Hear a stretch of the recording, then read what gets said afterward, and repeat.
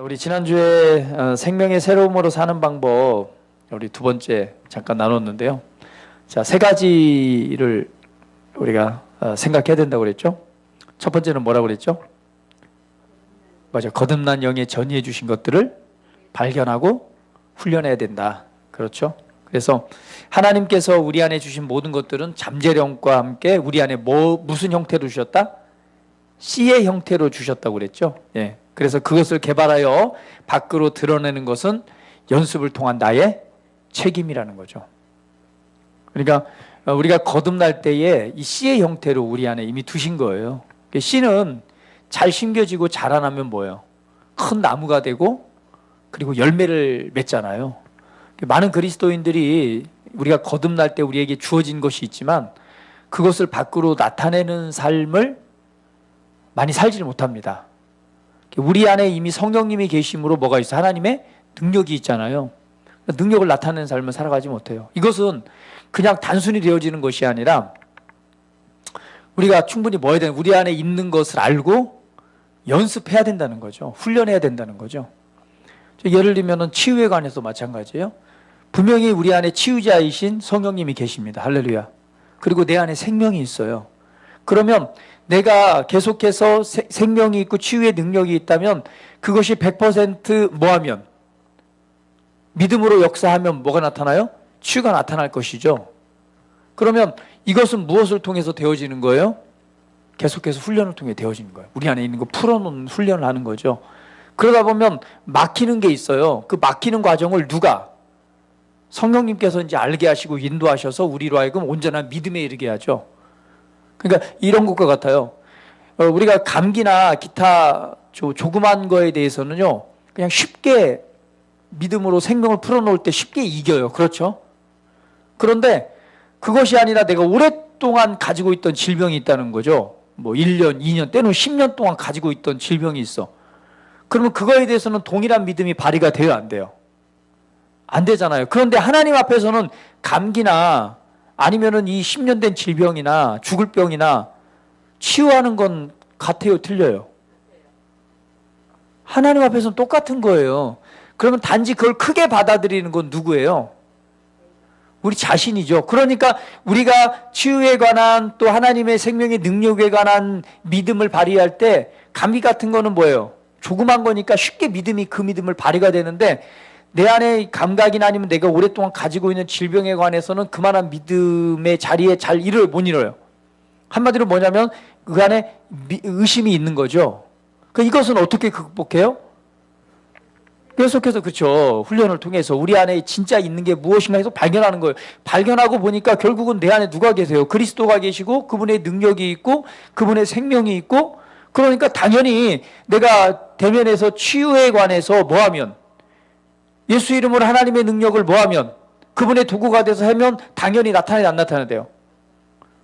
치유하는 건 하나님의 뜻이기 때문에 당연히 나타나야 되는 거죠. 그렇게 우리가 뭐함으로 훈련함으로 우리 안에 있는 것들이 뭐하는 거 개발되어짐으로 열매가 나타나는 거예요. 그래서 한번 했다고 안 된다고 해서 물러서지 마시고 끝까지 하나님의 말씀은 뭐예요? 진리이기 때문에 그 진리의 말씀을 붙들고 믿음의 걸음을 내딛어 나간다면 바로 그 하나님의 놀라운 일들이 나타나게 될 것입니다. 이것처럼 성경에는 우리 안에 부어주신 것들을 말씀하고 있어요. 성령의 열매는 사랑과 희락과 화평과 오래 참음과 자비와 양성과 충성과 온유와 절제니 이 같은 것을 금지할 법이 없느니라. 우리 안에 있는 이 모든 것들이 우리 안에 담겨져 있죠. 우리에게 주신 성령으로 말미암아 하나님의 사랑이 우리 마음에 부음바 되었으니라고 말하니까 우리 안에 사랑이 부어져 있죠. 또 우리 안에 믿음이 부어져 있죠. 할렐루야.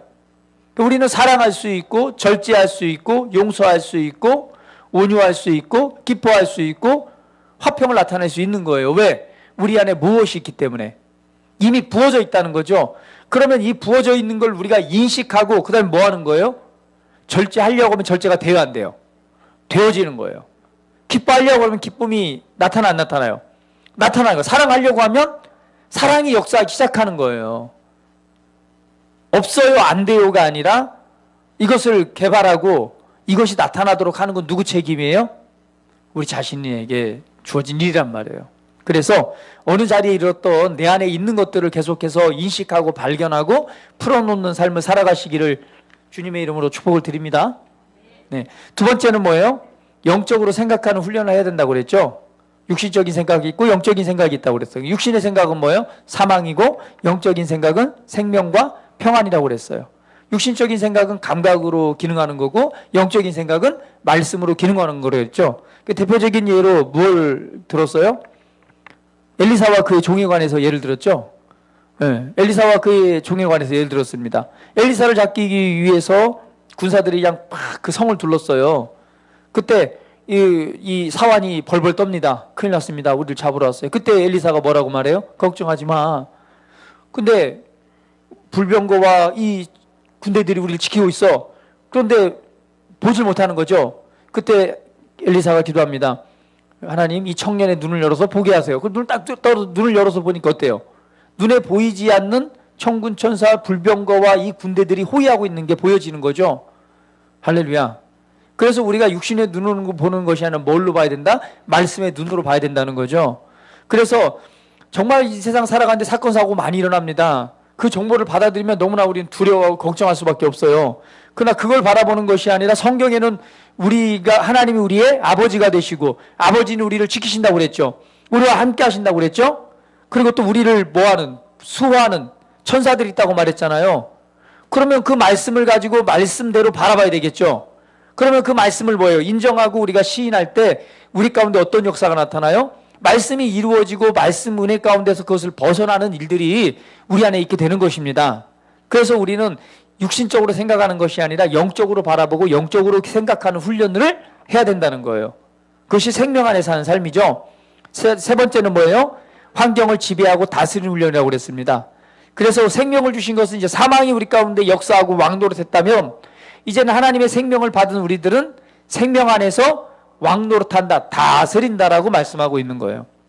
그래서 우리는 어떤 자예요? 다스리는 자예요. 하나님의 생명 안에서 다스리는 자입니다. 성경은 말하기를 무릇 하나님께로 난 자마다 세상을 이기느니라 이렇게 말하죠. 그리고 예수 그리스도를 통하여 생명 안에서 왕노릇 하리로다. 전도서 8장 4절에는 왕의 말은 권능이 있다라고 말합니다. 그것처럼 우리는 생명 안에서 다스리는 삶을 살아가는 거예요. 우리 안에 있는 새 생명은 하나님 말씀과 일치하지 않는 어떠한 상황도 변화시킬 능력이 있다는 거죠. 그래서 우리는 이 새 생명으로 거듭난 하나님의 아들들입니다. 그래서 우리는 어떻게 새 생명 가운데 살아가는 자가 우리 그리스도인란 말이에요. 할렐루야.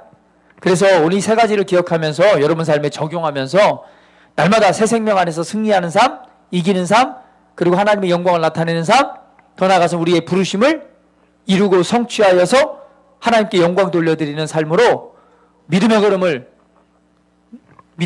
통해 날마다 전진하시는 여러분 되기를 주님의 이름으로 축복을 드립니다.